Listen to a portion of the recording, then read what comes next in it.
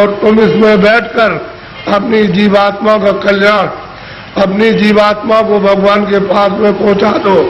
हमारे मकान को गंदा मत करना, मैं तुमको किराए पर देता हूँ, भाड़े पर थोड़े दिन के लिए, समय पूरा होते ही मैं आ जाऊंगा और तुमको मकान से बाहर निकाल कर और मैं अपना मकान ले लूंगा।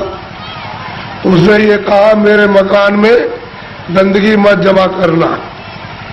तो आपने उसके अमोलक मकान को जो आपको दिया गया है उसमें कूड़ा कचरा, पाप और पुण्य, अच्छा और बुरा आपने इसमें भर लिया। अब श्वासों की पूंजी खत्म हो रही है तो वो आने वाला है और सामने खड़ा हो गया कि मकान को खाली कर दो। अभी आप क्या करोगे? उसके सामने होश उड़ जाएगा, आंखें बंद हो जाएंगी, कान बंद हो जाएंगे, जबान आपके मतलब वो भी बंद हो जाएगी, बुद्धि जो है वो पागल हो जाएगी, कहेगा निकलो मकान। पहचानना भी बंद, सुनना भी बंद, बोलना भी बंद, समझना भी बंद। और मनुष्य रूपी इस किराए के मकान से जीवात्मा को निकाल करके बाहर करेगा, फिर तुमको ले जाएगा और वहां पर हिसाब करेगा कि तुमने कितना पाप किया और कितना पुण्य किया। उसी कर्म के आधार पर तुमको पशु में, पंछी में, कीड़ों में जाकर के बंद कर देगा, फिर यह मनुष्य शरीर आपको नहीं मिलेगा। यह अमोलक उसने आपको ये निधि दी है। हमको ये चाहिए कि इसमें जीवात्मा बैठी उसको जगाया जाए। तो आप किसी से रास्ता पूछते नहीं हो, भाई किस रास्ते से भगवान देखा जाएगा, किस रास्ते से मिल जाएगा? कोई रास्ता है मनुष्य रूपी मंदिर में?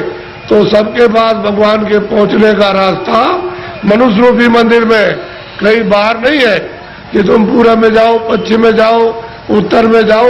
तुम्हारे मनुष्य मकान में उसके पाने का, देखने का, दर्शन का और जीव को यानी मतलब यह है कि पार करने का इसी से रास्ता। तो तुम किसी जानकार के पास जाते हो, उससे पूछते कि भाई भगवान के मिलने का कोई रास्ता है, तो वो बता देता आपको और फिर कहता कि देखो ये रास्ता, इससे चलो। तो देवी और देवता और भगवान और ब्रह्मा और विष्णु महादेव और ईश्वर और ब्रह्म सब मिल जाएंगे। तो आप तो दिन भर इस काम में लगे रहते हो। दिन गया धंधे में, रात गई कोरी। हीरा जलम अमोल था, कोरी बदले जाए। क्या आपने कर दिया मनुष्य शरीर पाकर? क्योंकि ये तो अमोलक मनुष्य शरीर है। सारे संसार की दौलत को एक जगह रख दिया जाए और इसकी आरती की जाए कि हमको फिर से मनुष्य शरीर ये खड़ा कर दो, दे दो, इसमें जीवात्मा को वापस ले आओ, तो ये धन दौलत नहीं कुछ कर सकता। ऐसा आपको सबको अमोलक मनुष्य शरीर दिया गया, चाहे किसी भी जात का हो, ब्राह्मण हो, क्षत्रिय हो, अर्जन हो, मुसलमान, ईसाई हो, भगवान के पाने का सबको ये अवसर दिया। आप कहोगे हमको भगवान के पाने का अवसर नहीं मिला, तो इससे बढ़कर के और क्या मिलेगा? अब आपको इसमें बैठकर किसी महात्मा की खोज करना है जो भगवान को पा चुका। उसको अगर आपने पा लिया और उसके पास पहुंच गए तो भगवान के पाने की आपने इच्छा जगा देगा। और जब इच्छा जाग जाएगी तो आप कहोगे मुझे रास्ता बताइए, तो रास्ता देगा। फिर आप बैठ करके मनुष्य रूपी इस मकान में फिर भजन करना। जब भजन करोगे तो तुम्हारी दिव्य आंख, ज्ञान चक्षु, तीसरा नेत्र खुलेगा। उस नेत्र से भगवान और देवी और देवता देखे जाते हैं। ये बाहर की जो चर्म आंखें, जो शरीर की आंखें, ये देवी देवता को, स्वर्ग और बैकुंठ को नहीं देख सकती है। जब तुम्हारी अंदर की आंख खुल जाएगी वो उनको देखेगी और उससे मिलेगी और भगवान को देखेगी, तब बेड़ा पार, तब अवसागर से उतरोगे। ऐसे नहीं, मेरी तरफ बड़े ध्यान से देखो। ये दोनों आंखों के बीचों बीच में सब मनुष्यों में जीवात्मा बैठी हुई है। इधर देखो आप, ये दोनों आंखों के बीचों बीच में, तो ये शरीर के नाके के ऊपर बैठी है।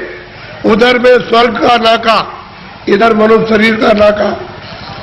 तो जो आपको यहाँ बैठाया था और आपने ये कहा था कि जिसको पकड़ के आए उसको छोड़ना नहीं, तो आप सुख सुविधा में लग गए और ये संसार के ये काम ये करने लगे, ये देखने लगे, सुनने लगे और इन पर्दों को ये कहने लगे मेरा है, ये बच्चा मेरा है, खेती मेरी है, पेड़ मेरा, और ये मेरा और ये मेरा। तो इस लोभ लालच में मोह ममता में फंस गए, तो अंदर में मैल जमा हो गया। तो अंदर की तुम्हारी जो जीवात्मा की आंख थी एक, वो तो हो गई बंद, अब देखना बंद हो गया और सुनना बंद हो गया। तो दो आंखें तुम्हारी शरीर में और एक जीवात्मा में, तीन आंख हो गई। तीन तुम किताबों में देखो, उसमें लिखा हुआ है कि महात्माओं के पास जाओगे तब तीसरी आंख तुमको मिलेगी, और बिना महात्माओं के गए हुए तीसरी आंख नहीं। और तीसरी आंख से स्वर्ग मिलेगा, वैकुंठ मिलेगा, ईश्वर का दर्शन होगा। इन चर्म आंखों से देवी देवताओं को आप नहीं देख सकते हो। फिर उन्होंने कहा कि भाई देखो ये जीवात्मा बैठी है, उसमें एक कान है और शरीर में दो कान, तो बाहर के कान बाहर की आवाज सुनते और जीवात्मा का कान भगवान की आवाज को सुनेगा। तो तुम